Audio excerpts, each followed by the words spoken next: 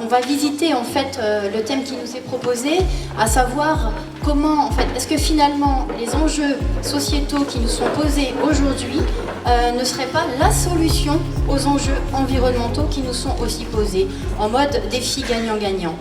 Et pour visiter ça, je vous propose en fait une lecture qui est un peu en mode des racines et des ailes, à savoir des racines dans l'histoire pour comprendre en fait les cycles de l'humanité. Et je vais vous proposer pour ça en fait effectivement une petite introduction anthropologique.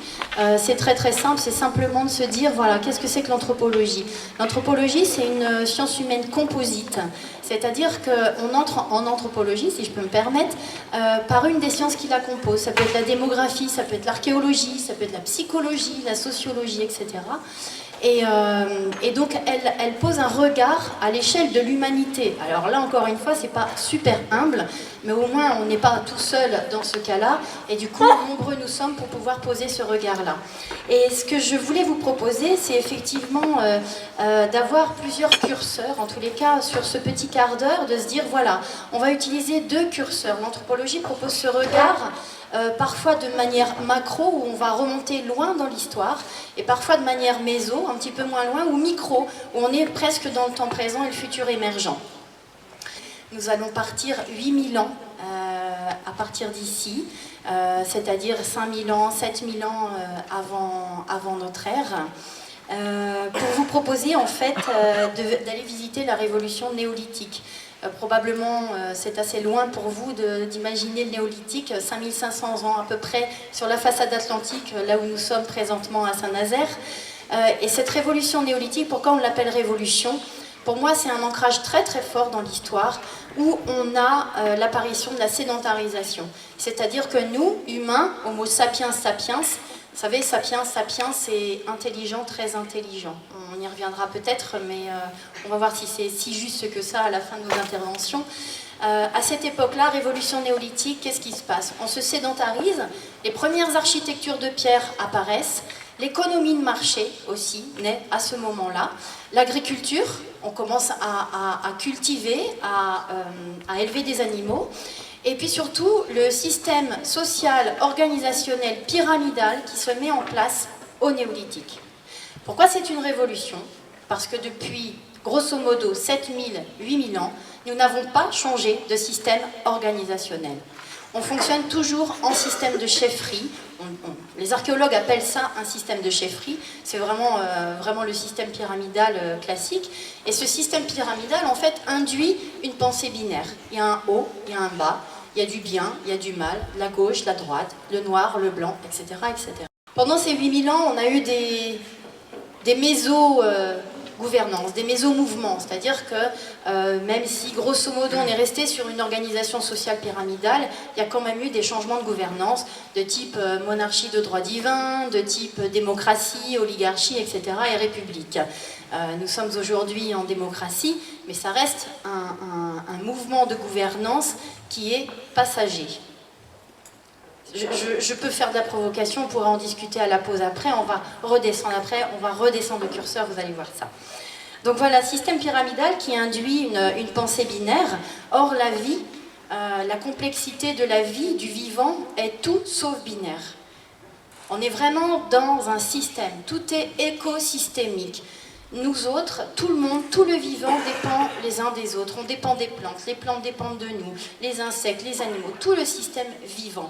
C'est juste une histoire d'échelle de temps. Quand on regarde la poussée des pierres, effectivement on se dit bah non, une pierre c'est pas vivant. Quand on regarde un arbre pousser, on ne le voit pas pousser. On voit ses petits pousser. On voit des petites plantes parfois, des bambous pousser très rapidement.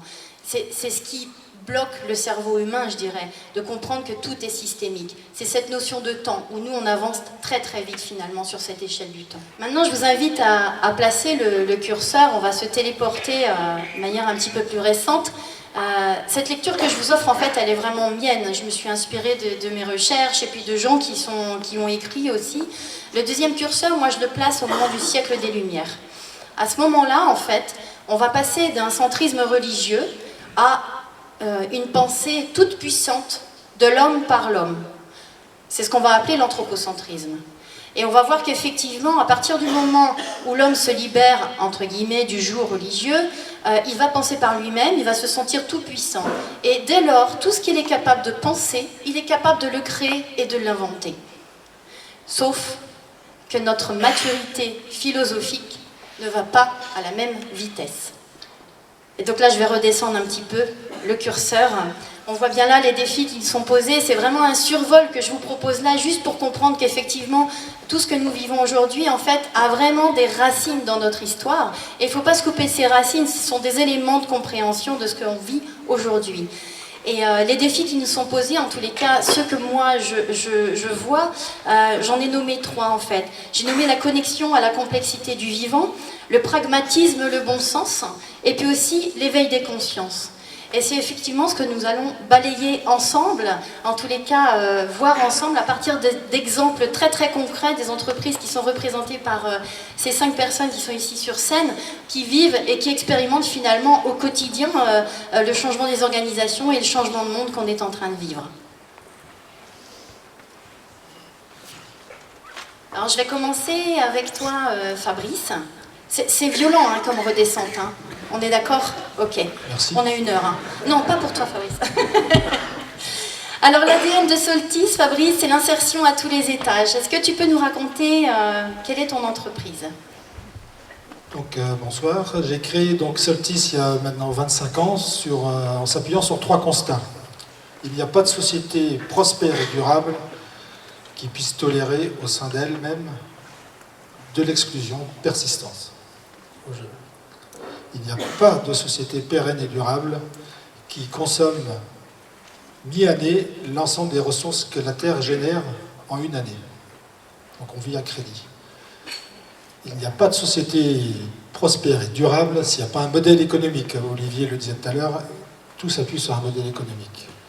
Donc sur ces 3 constats-là, moi j'ai créé un petit groupe, aujourd'hui de 200 salariés, qui s'appuie sur un projet économique au service d'un projet social et d'un projet environnemental. Donc on intervient sur différents secteurs d'activité. Donc on est beaucoup intervenu au départ sur la réparation, sur la collecte et le tri des déchets.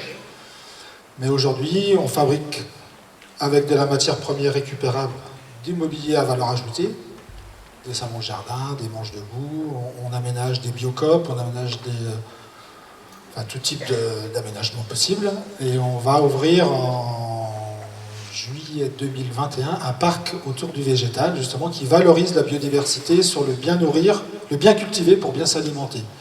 Et tout ce qui est transversable à ça, c'est qu'il y a un projet environnemental fort et un projet social ambitieux, parce qu'on est conventionné soit entreprise d'insertion, soit entreprise adaptée. C'est-à-dire qu'on salarie au sein de la structure des personnes éloignées de l'emploi pour des raisons sociales ou des raisons physiques. Donc là, on voit en fait sur cet exemple-là qu'effectivement le côté enjeu sociétal, social est très très corrélé finalement à l'enjeu environnemental. En tous les cas, c'était un parti pris chez Soltis. Exactement. Est-ce que tu peux nous dire, selon toi, avec ton vécu, ton expérience, est-ce qu'il y a peut-être un secteur d'activité où, en fonction des produits que tu proposes aujourd'hui, que vous proposez ensemble, est-ce qu'il y a des choses qui sont plus faciles, des produits qui sont plus faciles à mettre en œuvre en mode économie bleue, si on pouvait s'exprimer ainsi? Ou c'est toute l'activité de l'entreprise? Nous sommes multi-activités et je pense que être rupturien, c'est vraiment être pas forcément que sur l'environnemental. Moi, ce qui me fait tripler dans notre modèle économique, c'est qu'il est au service d'un projet social, donc, qui est soit l'entreprise adaptée, soit l'entreprise d'insertion. Mais là, on parle entre techniciens. Ce qui me plaît dans Rupture, c'est qu'on va changer d'échelle, on va rentrer dans l'entreprise inclusive. Et c'est là où on a besoin de l'ensemble des adhérents, parce que l'entreprise d'insertion, entreprise adaptée, c'est une affaire de techniciens. Nous sommes des techniciens. Mais l'entreprise inclusive, c'est l'affaire de tous. Et là, vous, membres de Rupture ou futurs membres de Rupture, on a besoin de vous pour avoir une société plus inclusive. Parce que c'est intolérable de voir des gens qui restent... Et le noyau dur des gens qui restent en marge, malgré la reprise du chômage, progresse. On a plus de 2 millions de personnes qui aujourd'hui sont, on appelle ça les invisibles, c'est un peu moche comme mot, mais il y a 2 millions de personnes qui sont en marge. Et ces gens-là, l'entreprise, elle n'est pas hors sol, l'entreprise, elle est sur son territoire. Il y a des clubs de foot, on voit des gamins, enfin moi je vois En Vendée, pourtant, il n'y a pas beaucoup de chômage, mais on voit quand même des gens qui sont en marge. Donc c'est pour moi intolérable. Est-ce que tu peux nous nommer une pépite, quelque chose dont tu es fier, vraiment humainement, au sein de Soltis, pardon. Non, mais... Non, t'en nommes une, s'il te plaît. Il y a énormément de parcours. Une anecdote, tout au démarrage de l'entreprise, ça a démarré sous le nom de Trait d'Union qui collectait les déchets avec un modèle économique destructeur, comme disait Olivier tout à l'heure, c'est qu'on collectait le papier de bureau et en fait on ne faisait pas une économie à la collectivité, c'était un transfert de coûts. C'est que la collectivité, avant, le papier des administrations était mélangé aux ordures ménagères, donc avait un coût en traitement des ordures ménagères, un coût de collecte et un coût de traitement. Et en passant par nous, ça ne coûtait pas moins cher à la collectivité, mais on créait de l'emploi. Donc on avait un schéma de collecte, on passe dans toutes les administrations, et à une période, le responsable de cette activité-là, qui allait dans toutes les administrations, c'était le président des gens du voyage de Vendée. Personne ne le savait, surtout on le disait à personne, mais il avait les clés de toutes les boîtes de Vendée. Enfin, pas toutes, mais une bonne partie de nos clients. Donc c'était... C'est ta pépite. Donc à l'époque, on cachait le fait qu'on soit entreprise d'insertion, parce que c'était dévalorisant, on disait à chaque fois, ah, ils sont alcoolos, ils sortent de prison. Je caricature à peine. Donc on le cachait. Aujourd'hui, on le met au devant de la scène parce qu'on voit que le monde a changé. Il y a 25 ans, c'était pas bien. Aujourd'hui, on commence à nous dire, c'est quand même super ce que vous faites. Et tout est dans tout. Donc dans Rupture, je pense qu'on commence à nous regarder, mais 10% des entreprises peuvent changer le monde. Et je pense que Rupture, on va changer le monde. Merci. Est-ce que tu peux me donner, s'il te plaît, une clé, si tu avais à contribuer au trousseau qu'on va essayer de faire ensemble là, une clé de réussite en fait de projet en économie bleue. Qu'est-ce que tu dirais? L'implication des parties prenantes. Ce que je disais tout à l'heure, c'est que l'entreprise, elle n'est pas hors sol. Donc les parties prenantes sont les salariés de l'entreprise. Moi, je crois beaucoup, alors sans être utopiste, hein, mais être transparent, responsable, en rendant les gens responsables, acteurs de leur parcours. Je pense que l'entreprise est gagnante. Mais l'entreprise, elle est aussi sur son territoire. Donc les entreprises autour de chez nous, on monte des partenariats. Et les collectivités peuvent aussi être partie prenante.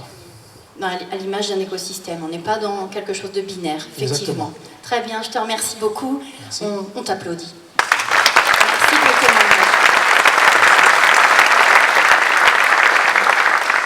Nicolas, monsieur Nicolas Rampillon de Tipco. Chez Tipco, vous mettez en place des solutions numériques éco-responsables.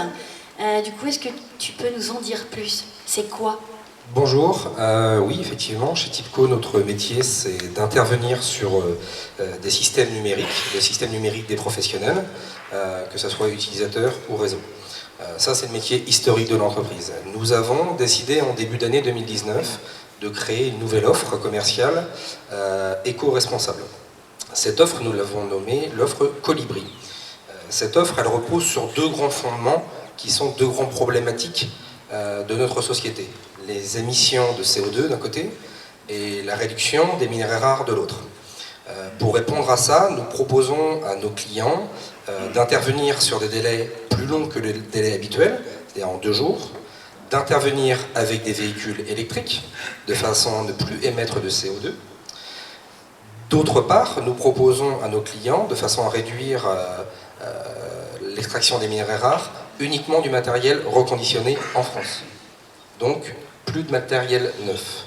D'autre part, nous proposons également à nos clients d'abord d'utiliser nos savoir-faire de réparation, de revenir un petit peu à notre métier historique, de réparer avant de changer systématiquement, et tout cela de le faire dans nos agences en France. Donc on répond pour nous à ces deux grandes problématiques, les émissions de CO2 d'un côté, et de l'autre côté, les extractions de minerais rares. Afin d'avoir une économie la plus circulaire possible, nous proposons également à nos clients une innovation Tipco qui est l'armoire connectée. Cette armoire connectée permet à nos clients de s'auto-dépanner en 15 minutes au lieu d'attendre le passage du technicien. Cette armoire connectée peut également être fournie en matériel reconditionné en France. Ça, c'est une idée que nous avons eue en janvier, que nous avons commercialisé à partir de juillet, et les premiers devis viennent de partir. Donc on a mis toute cette machine en route sur le siège à Saint-Fernand-de-Grandlieu, Et là, maintenant, il faut qu'on décline ça dans nos 86 agences en France. J'entends du coup lutte contre l'obsolescence programmée pour le coup, et j'entends aussi le côté redonnons quelque part le pouvoir de décision, de réparation, redonnons la main finalement aux gens sur la possibilité d'agir. L'armoire connectée quelque part c'est aussi se dire attention, ne continuons pas à être assistés, redonnons un petit peu de pouvoir à chacun et de revenir sur du bon sens quelque part. Exactement, le bon sens. On a aujourd'hui la possibilité de trouver tout ou partie du matériel informatique, télécom, réseau, réparable en France. Le reconditionné français fonctionne très bien. On a aujourd'hui des vraies solutions informatiques, audiovisuelles et techniques en France. Arrêtons de produire du neuf pour du neuf et de faire traverser nos matériels sur des bateaux qui font la moitié du tour du globe. Regardons d'abord comment est-ce qu'on peut réparer en France. Et aujourd'hui, il existe des vraies solutions. On a mis plusieurs mois pour travailler, pour sourcer ces fournisseurs-là, pour identifier tous ces facteurs. Mais aujourd'hui, c'est concrètement réalisable puisqu'on commence nous-mêmes à le proposer à nos clients. Et au niveau de la plus-value, par exemple là tu nous parles effectivement de la plus-value clientèle, la plus-value des salariés par exemple, comment ça se passe chez Tipco à ce niveau-là? Alors sur la plus-value des salariés, en fait les salariés voient concrètement, parce qu'ils sont partie prenante dans notre quotidien, de notre métier de la maintenance, une cohérence entre une démarche affichée, on l'affiche clairement dans l'entreprise, sur le site web, et le concret. C'est-à-dire que désormais, nous allons devoir aller chez nos clients avec un véhicule électrique.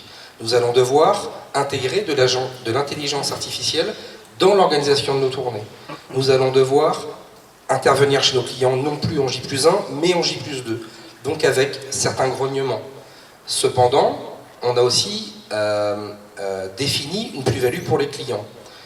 Nous avons, décidé chez Tipco de ne pas vendre cette offre plus chère ou moins chère que notre offre classique. Elle est vendue au même prix que notre offre classique. Le seul gain client, c'est un bénéfice en CO2. Donc nous avons réussi à calculer avec de la data, avec plein de données, avec des capteurs que nous avons mis dans nos véhicules, l'économie de CO2 réalisée par nos clients s'ils choisissent ce contrat de maintenance. Merci.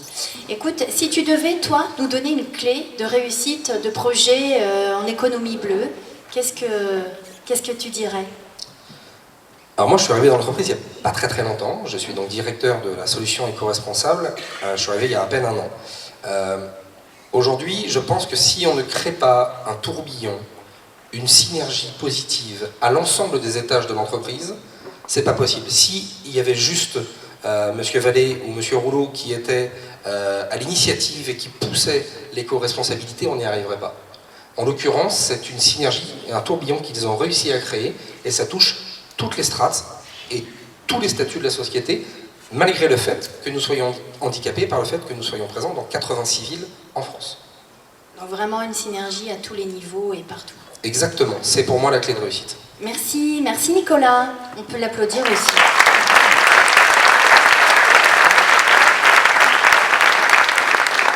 Un autre Nicolas, pas le même, monsieur Nicolas Duceppe de chez Mecapac. Chez Mecapac, on sait prendre les virages. Tu nous racontes? C'est quoi ton entreprise? Alors bonjour à toutes et à tous. Mecapac fabrique des machines de conditionnement pour l'emballage agroalimentaire, pharmaceutique, industriel. Donc l'emballage est sous les feux de la rampe, bien évidemment. Les collaborateurs, les futurs collaborateurs qu'on reçoit en entretien, systématiquement nous posent cette question-là. L'attractivité pour nous est un élément essentiel, donc on les attire par les conditions de travail, par le bien-être au travail. Systématiquement, on a la question, mais comment vous vous positionnez sur les aspects du plastique, sur les enjeux autour du plastique, comment vous voyez les choses. Donc systématiquement, on leur dit la même chose. Pour nous, il y a deux approches. Soit on a un regard extérieur plutôt critique et on a très peu de levier d'action quelque part. Nous, on a la chance d'avoir les mains dedans, d'être dans cette problématique d'emballage. Et c'est une chance qu'on doit saisir, c'est une opportunité quelque part pour accélérer le mouvement, accélérer les mutations. C'est illusoire de se dire qu'on va traiter d'un coup de baguette magique toutes les problématiques d'emballage. Maintenant, les choses doivent se faire, c'est inéluctable. À nous de pouvoir les accélérer. Et donc, on a la chance d'être au carrefour de pas mal d'acteurs. On travaille pour nos clients d'agroalimentaire, de l'industrie. On travaille avec des partenaires de fournisseurs de consommables, donc de plastique bien évidemment, mais pas que. Il y a aussi des solutions de carton, de verre, de matériaux biosourcés. On travaille aussi alors, avec des associations, on essaie de créer des connexions comme Rupture par exemple. On travaille aussi et on va développer les liens avec le monde universitaire, la recherche. Et notre ambition, c'est de rendre un peu plus accessibles toutes les données qui sont collectées pour essayer d'accélérer, donner de la visibilité, faire réfléchir nos clients et accélérer les mutations. Comment est-ce que vous avez procédé pour prendre ce virage-là? Est-ce que ça a été un virage angle droit ou est-ce que vous y êtes allé en mode courbe? Comment ça s'est passé? C'est un besoin de sens. Quand on recrute des collaborateurs, quand on veut qu'ils soient engagés dans le projet de l'entreprise, on est très sensible au fait qu'ils recherchent du sens. Qu'ils viennent chez nous parce qu'il y a une bonne raison de venir chez Mekapak et pas ailleurs. Et quand on vient à Pouzauges, en plus, c'est vraiment qu'on a envie. La motivation. Donc la motivation. Et donc quand on recrute des gens qui ont du sens, qui ont besoin de sens, forcément la problématique de l'environnement, les enjeux majeurs autour de la planète sont des questions qui reviennent sur la table. Et il est évident qu'on doit leur amener des réponses, même pour moi, il est important aussi d'être cohérent avec mes convictions. Il y a des changements majeurs autour de l'entreprise qui sont en train de s'opérer, donc je suis en train de redéployer une nouvelle vision.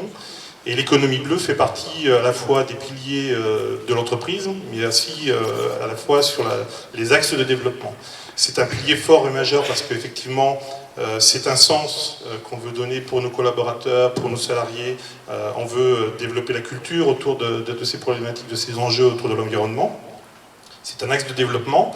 Parce que pour nous, encore une fois, c'est inéluctable, on va devoir aller vers des solutions responsables, globalement sur les problématiques d'environnement, et que si on ne regarde pas juste les problématiques court terme, des problématiques marketing, parce qu'on voit aujourd'hui nos clients qui s'orientent plutôt sur des choix marketing plutôt que des choix vraiment responsables, et quand on pèse un peu tous les aspects environnementaux, on se rend compte que voilà, il y a des solutions qui sont plus vertueuses, plus respectueuses de l'environnement, mais qu'aujourd'hui on a besoin aussi d'ouvrir un peu les chakras de nos clients pour aller chercher des solutions plus vertueuses. Et donc nous, notre ambition, c'est bien sûr de répondre à leurs problématiques court terme, parce qu'on a quand même 200 familles à faire vivre, mais d'aller travailler sur des solutions plus long terme, parce que de toute façon, on va y aller. Et si nous, on travaille déjà sur ces solutions long terme, on aura un temps d'avance sur nos concurrents et on sera capable à la fois de servir nos clients, mais également d'assurer le développement de l'entreprise. Du coup, si je te dis co-construction et partie prenante, qu'est-ce que tu me racontes? Plein de choses, ça fait partie de l'ADN de l'entreprise, de construire avec les collaborateurs, pour les collaborateurs. L'adhésion Rupture est un bon exemple. C'était pour moi important d'être adhéré à une association comme Rupture, parce que ça répond encore une fois à des convictions profondes de personnel, mais ça répond aussi à des convictions des collaborateurs. Et je ne voulais pas le faire de manière cachée ou uniquement un choix de direction. Donc c'est quelque chose qu'on a voulu partager avec l'ensemble des collaborateurs. Bien sûr, tout le monde n'a pas le même niveau de maturité, tout le monde n'a pas la même sensibilité, mais c'est quelque chose qu'on doit pousser, déployer et faciliter à toutes les strates. Et donc on a fait, la semaine dernière, c'est assez récent, mais on a présenté l'association à tous les collaborateurs en petits groupes pour qu'ils puissent poser des questions.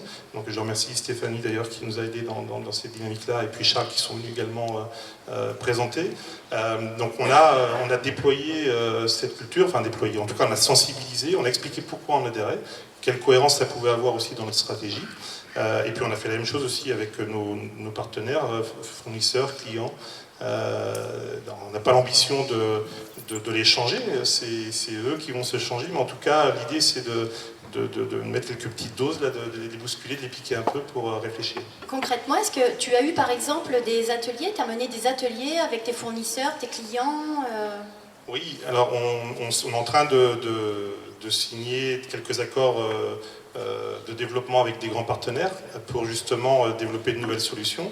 Alors une des problématiques et une des difficultés qu'on peut avoir pour justement essayer d'ouvrir un peu, je ne vais pas rentrer dans tous les détails, mais pour essayer d'ouvrir un peu les chakras de nos clients, on a structuré une matrice en fait sur les aspects environnementaux. Donc on a une problématique liée à la santé, liée aux migrations entre le contenant et le contenu.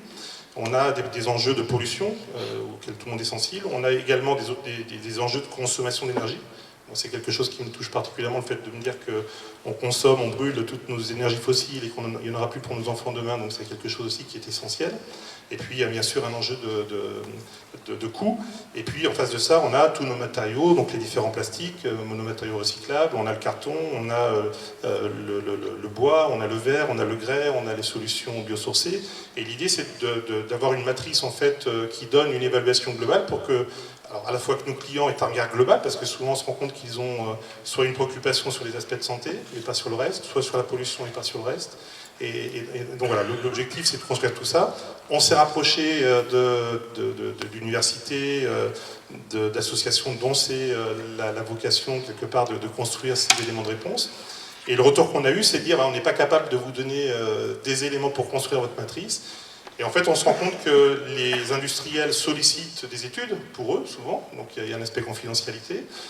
Et puis, ce sont des études ponctuelles, mais qui n'alimentent pas quelque part une réflexion globale, en tout cas, il n'y a pas cette volonté de partager et de transmettre les informations. Et donc, en fait, chaque client mène des études les mêmes, côte à côte, au lieu de s'associer, de partager le retour d'expérience, les connaissances et d'accélérer le mouvement, les transitions. Donc, il y a certainement une clé là, une solution à inventer sur cet aspect-là. On reçoit beaucoup de clients chez Mecapac, un tous les jours pratiquement, et donc l'idée c'est en montrant cette matrice aussi de l'interpeller, de lui dire voilà, cette matrice-là, essayons de la construire, de la développer, de l'alimenter, d'enrichir par des retours d'expérience, et à vous de nous aider à le faire, et c'est pas évident, effectivement, il y a des enjeux de concurrence forts autour des sujets d'emballage, mais si on le fait pas, voilà, on passe à côté. On passe à côté. C'est grave.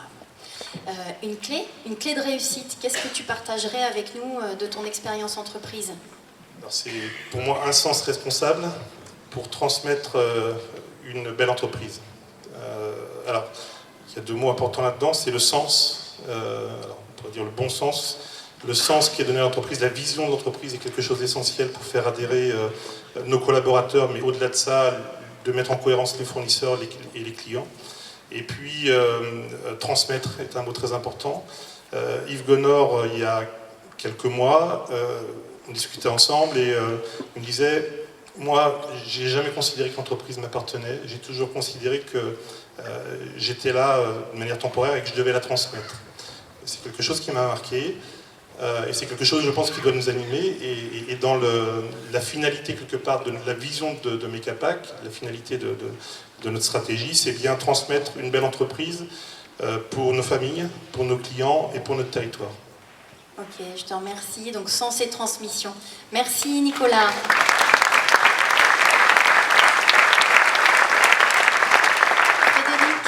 Frédéric Boiteau, Batipac. Alors je l'ai faite en aparté, la maison des petits cochons, mais je te promets, je ne la refais pas, ça reste entre nous. Batipac, c'est un produit atypique et aussi un modèle organisationnel hyper innovant. Est-ce que tu peux nous raconter ça? Oui, alors bonjour à tous. Donc nous, on a mis au point, quand je dis mis au point, c'est que c'est un produit qui fait aujourd'hui l'objet d'un brevet sur 50 pays à peu près. Le premier bloc isolant porteur alvéolaire, hein, grosso modo, avec des plaques de carton qui ont une certaine caractéristique, des alvéoles, on les assemble et puis on en fait des planchers, des murs et des toits. Hein, ça vient remplacer par exemple du parpaing et de la laine de verre. À la place de tout ça, on a des blocs IPAC. La caractéristique, c'est qu'on a un cahier des charges avec le cartonnier très strict. Hein, on lui a demandé de nous fournir des plaques de triple cannelure, alors certes avec des alvéoles d'une certaine épaisseur, etc., mais qui sont issues du recyclage. Et qui soient elles-mêmes recyclables, c'est-à-dire qu'il n'y a pas d'adjuvant dedans. Et puis pour étancher ce bloc, on lui a demandé de développer un matériau qui soit issu du recyclage. Donc aujourd'hui, on a une enveloppe type Aquilux qui est issue du recyclage des bouteilles plastiques. Donc on a un bloc qui est 100% issu du recyclage et qui est lui-même réutilisable, donc économie circulaire totale. Et s'il n'était pas réutilisable, il est recyclable lui-même à 100% sans ajout de matière neuve. Donc là, on a un produit qui respecte vraiment l'économie circulaire à 100%. On est aujourd'hui, je pense, le seul produit du bâtiment qui respecte le label Cradle to Cradle anglais. Donc voilà. On aurait pu s'arrêter là. Oui, sauf que non, c'est pas suffisant. Du coup, tu as doublé vraiment les choses avec un modèle économique hyper innovant. Et quand j'écoute Fabrice tout à l'heure, je ne regrette pas. Donc on a été un peu plus loin, un peu plus fou. On s'est dit, plutôt que de créer une grosse usine, voilà, une grosse usine, on aurait pu en faire une très grosse. Là, on va faire autrement, on va demander à des ingénieurs de réfléchir avec nous sur une chaîne de production plus petite, plus humaine, pas robotisée, pas informatisée, avec de la mécanique pure. Et donc on a créé une chaîne de production qui fait à peu près 28-29 mètres et que l'on vient installer dans des centres d'insertion pour le travail. Alors soit des structures d'insertion pour le travail à vocation un peu sociale, comme Fabrice, soit des structures d'insertion pour le travailleur handicapé. Parfois handicap mental, et puis malheureusement parfois il y a des structures qui cumulent les trois handicaps. Donc voilà, j'entendais Fabrice qui disait qu'il y avait 2 millions de personnes en France qui étaient dans cette situation. Nous-mêmes, c'est un peu notre ADN, on est tous un peu plus les associés plus ou moins touchés à titre personnel, mais chacun d'entre nous on peut être touché socialement, physiquement, mentalement, nous-mêmes, nos enfants, nos parents. Et pour la petite histoire, là en ce moment je négocie avec les Allemands pour la prise de la licence. Je leur impose le modèle aussi de production. Voilà. C'est-à-dire que je leur dis, vous voulez la licence, ok, mais vous allez produire dans des structures d'insertion. Aujourd'hui, la production se fait à 100% auprès de personnes, avec des personnes qui sont en situation d'insertion. Oui, oui. Puis l'objectif, c'est d'avoir un maillage du territoire. C'est-à-dire que demain, un promoteur, on commence à discuter avec le groupe du Ray, par exemple, j'espère que ça va aller au bout. Le groupe du Ray dit, je fais une grosse promotion dans le coin, et bien les blocs IPAC seront faits dans un rayon de 100 km. C'est-à-dire qu'on a un promoteur qui construit propre, avec un bilan carbone exceptionnel. On peut même construire zéro béton aujourd'hui, on l'a fait à Angers, on a fait des immeubles de bureaux à Angers en zéro béton, on travaille sur une crèche à Paris en zéro béton. Et puis de savoir que ces blocs ils sont issus d'une structure d'insertion du coin. C'est vraiment extra. Du coup, quand toi, par exemple, je le dis comme ça, quand tu vas vendre ton produit, qu'est-ce qu'on te dit, qu'est-ce qu'on te répond, est-ce qu'on a les yeux écarquillés, comment ça fonctionne, qu'est-ce qui se passe c'est quoi ton quotidien, je dirais, par rapport à ça? Un peu ça, parce que nous, on est à la croisée des chemins. C'est-à-dire que moi, je ne peux pas ne pas penser industrialisation du produit.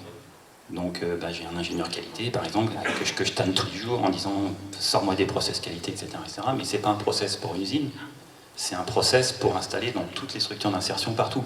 C'est-à-dire qu'à chaque fois, il faut recommencer avec un public qui n'est pas forcément prêt à tout ça, mais c'est un public qui fait un travail d'une extrême qualité. Moi, je suis allé visiter une structure d'insertion l'autre jour qui postule pour accueillir une chaîne IPAC. Ils font des produits pour l'aéronautique. Je peux vous dire que quand j'ai vu la tête des boîtiers électroniques qui étaient faits par des personnes de ces structures, mais c'était à tomber par terre. Moi, j'aurais été incapable de faire ce qu'ils faisaient, quoi. Donc voilà, alors humainement, c'est riche. Ton enjeu aujourd'hui, c'est quoi? Ton défi? En mode positif, hein, évidemment. C'est essayer de convaincre des gens qui veulent construire. Alors, j'allais dire, avant, il y a 3-4 ans, on était sur de la maison. On est passé sur du bureau.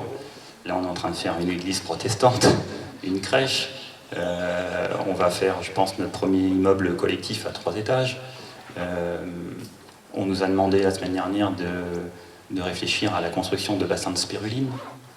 Le défi du quotidien, c'est de dire, on peut construire propre, avec un bilan carbone qui défie tout ce qu'il peut y avoir aujourd'hui, de convaincre des industriels de faire un siège social. C'est le cas à Montoire de Bretagne, pas loin. Il y a des industriels qui sont en train de faire 4000 m² d'industrie et de bureaux en IPAC, c'est-à-dire qu'avec un bilan carbone qui n'a jamais été égalé dans le milieu industriel. Voilà, de convaincre les gens qu'on peut construire autrement, et en leur disant, et en plus, c'est pas fait par des personnes à l'autre bout du monde et ça vient pas par container, c'est fait près de chez vous par des gens qui en ont besoin, parce que l'économie 4.0, tout le monde va pas y aller, quoi. avec une forte plus-value sociale et sociétale. Ouais. Au niveau de l'organisation, il y a le modèle économique, il y a le statut en fait. Vous êtes en quel statut Alors pour l'instant, on est encore à SAS avec une transition vers les US. Mais on réfléchit, on ne veut pas se presser parce qu'on veut tout de suite mettre les structures dans un carcan. Je pense qu'on ne peut pas être plus RSE que l'on l'est. Donc voilà, on y va doucement, puis on essaye de se donner le temps aussi de trouver notre modèle, voilà, d'expérimenter et puis de vivre avec ça. Exactement, Ouais. exactement. Et du coup, ta clé, toi, quelle clé tu partagerais avec nous? Une clé de réussite, vraiment un incontournable en fait pour les projets en économie bleue. Je sais pas, il y a beaucoup de chefs d'entreprise qui sont très affûtés ici. Moi, je dis toujours, faut pas avoir peur d'oser, pas avoir peur du changement. Toutes les semaines, on me dit, ah ça c'est impossible. Non, en fait. Non. Je parlais de l'Allemagne. On me disait toujours, et y compris certains chefs d'entreprise, ils me disaient, voilà, tu verras l'Allemagne, c'est comme ça, c'est carré. Ils vont prendre ton produit, ils vont te créer une entreprise, une industrie, ils vont te mettre des trucs qui te sortent 10 000 blocs par jour. Ils accepteront jamais un système. Je suis bluffé par l'accueil des Allemands, tant dans la volonté de construire propre que voilà. Et eux aussi, ils ont 1 500 000 personnes en situation de handicap social, mental ou physique. Et je m'aperçois que c'est partout pareil. Je discutais avec un représentant de l'Argentine la semaine dernière. C'est pareil là-bas. Donc voilà, faut oser. Puis de temps en temps regarder ses proches et de se dire est-ce que ce que je fais c'est bien pour eux.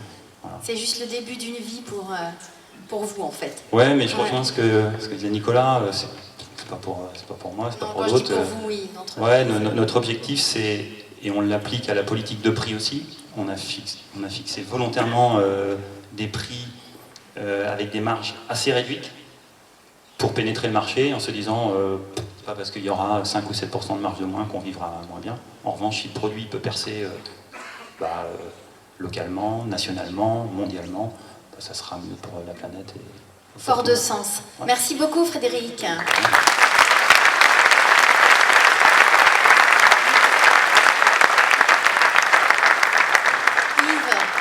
Ton tour de nous présenter. Donc toi, Yves Gillet, tu es expert en environnement depuis déjà des années. Ce que j'aurais aimé, c'est que tu décrives d'abord ton activité, puis après je te pose une question. Merci, bonjour à toutes et à tous. Donc l'activité de Kairan, effectivement, c'est d'accompagner les acteurs de l'aménagement du territoire et de la gestion de l'environnement dans leur développement ou dans la protection. Donc pour cela, on réunit une trentaine d'expertises complémentaires, donc avec des parcours d'architectes, urbanistes, paysagistes, ingénieurs, écologues, environnementalistes, naturalistes, plongeurs, etc. Donc une grande diversité de métiers. Donc souvent on intervient, je dirais, soit très en amont pour accompagner dans la programmation des projets, donc auprès d'acteurs publics ou privés, en France ou à l'international, ou dans la mise en œuvre de ces projets. Et du coup, quand aujourd'hui on vient te voir, un client vient te voir, quelle demande il a en fait? Il a une demande d'accompagnement sur tous ces volets-là, ou il a une autre clé d'entrée? Comment ça se passe concrètement?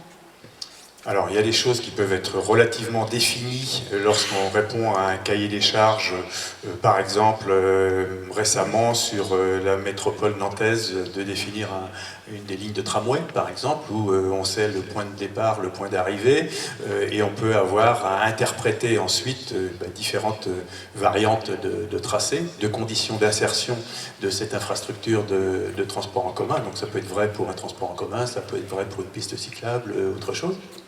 Et puis, on peut être dans des démarches beaucoup plus macro, comme actuellement, on a l'accompagnement du gouvernement de la Mongolie, sur l'ensemble de la Mongolie, sur comment trouver des régions d'équilibre, avec assurant à la fois du développement, la capacité de donner des conditions de bien vivre aux populations, qui sont aujourd'hui très centralisées sur Ulaanbaatar, parfois dans des bidonvilles, etc. Donc, retrouver ces métropoles d'équilibre, enfin métropoles, les régions d'équilibre, métropole sera beaucoup trop important par rapport à la densité des populations. Donc on voit que c'est sur des horizons de temps et d'échelle de territoire qui peuvent être très très variables.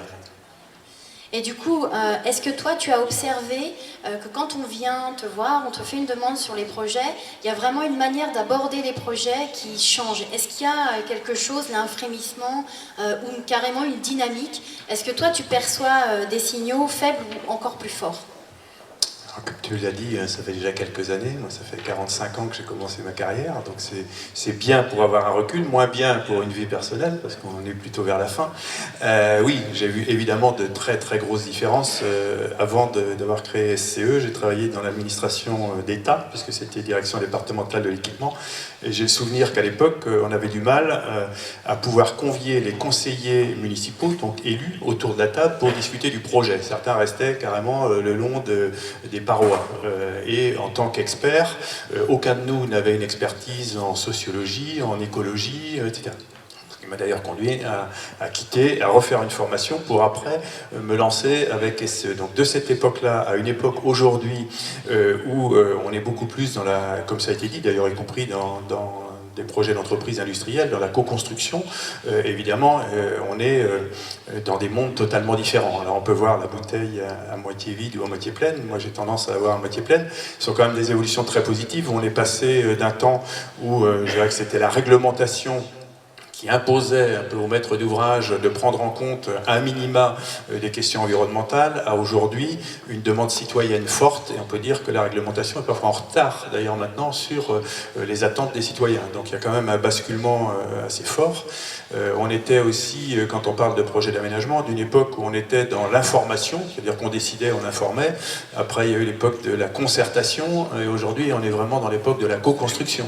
Donc on voit bien qu'il y a quand même des temps qui marque cette évolution, avec un phénomène d'accélération très fort, évidemment ces dernières années, à la fois par une prise de conscience d'urgence, donc COP21, le GIEC, on communique de plus en plus sur ces enjeux environnementaux, sociétaux, avec quand on parle des gilets jaunes et des manifestations, on relie les deux très souvent d'ailleurs, parce qu'il y a un impact souvent aussi taxe carbone sur déplacement, c'est aussi prise de conscience pour un certain nombre. Le mouvement des entreprises par différents types des réseaux, que ce soit les APM, les CJD, les régions responsables de l'Ouest et beaucoup d'autres, ou des initiatives très localisées. Donc on voit, et puis des associations de citoyens, la puissance publique aussi, donc un certain nombre de... Et on le voit bien, enfin moi, la première fois où j'ai voté, c'était Monsieur Dumont qui se présentait comme écologiste, et ça faisait 1,5% ou 1,70% de mémoire. Hein. Aujourd'hui, c'est plus exactement ça quand même. Donc il y a une vraie évolution. On est maintenant dans le comment faire, transformer, puisque je trouve bien des initiatives comme Rupture, hein, c'est le sens moi, de l'engagement, c'est de dire on est dans le faire maintenant. Donc plus seulement dans la réflexion ou la manifestation, mais avec des gens qui s'engagent, qui ont envie de tenter, qui ont envie d'expérimenter, et puis des fois on se plante, mais souvent ça peut marcher, et c'est autant de jalons qui sont posés pour la suite. Merci. En ce qui concerne, par exemple, l'innovation, le fait d'être disruptif quand on cherche quelque chose de nouveau, est-ce que, tu parlais de réglementation, est-ce que parfois, finalement, on est un peu à la limite? C'est-à-dire, on se retrouve sur une zone un peu frontière entre la loi, la réglementation, pour aller explorer, en fait, des nouveaux champs possibles qui sont de l'ordre de l'économie bleue. C'est-à-dire, non, ça ne se fait pas, mais il y a quand même du bon sens, et quelque part, on peut être à la frontière, et là, on a une fine zone, effectivement, de disruption, où on va pouvoir créer, co-créer et avancer. Est-ce que ça te parle ? Oui, et aujourd'hui, enfin, faut reconnaître, les citoyens, ils ne sont pas d'un côté ceux qui élaborent la législation et le cadre réglementaire, ceux qui sont dans l'administration, celui qui est dans le bureau d'études ou le bénéficiaire citoyen. Je dirais qu'on peut retrouver des personnes qui ont les mêmes sensibilités, les mêmes envies, les mêmes enjeux, et heureusement, on trouve de l'intelligence dans tous les compartiments du jeu. Et donc, quand on veut faire preuve d'initiative, certes, il y a une prise de risque, mais on fait bouger les lignes, que ce soit sur des aspects techniques. Moi, je pense en particulier, alors c'est très technique, mais il se trouve qu'on a fait la maîtrise d'œuvre du busway à Nantes, on a inventé un nouveau système de priorité. Voilà, ça peut être le cas dans les milieux naturels, dans le milieu environnemental, etc. Donc on discute après avec l'administration et on accepte très souvent d'expérimenter, et c'est ce qui fait après bouger les réglementations.